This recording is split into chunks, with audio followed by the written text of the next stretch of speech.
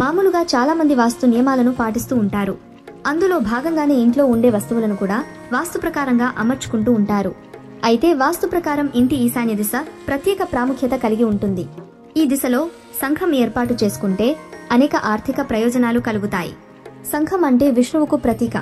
ఈశాన్య దిశలో పెట్టుకుంటే ఇంట్లో అన్ని శుభాలే కలుగుతాయట.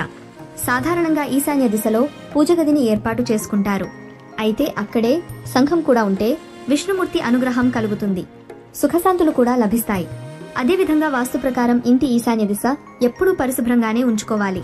ఈ దిశలో పూజలు చేస్తాం కాబట్టి తడిగా కాకుండా పొడిగా ఉండేలా చూసుకోవాలి. దీంతో ఆర్థిక పరిస్థితులు కూడా మెరుగవుతాయి.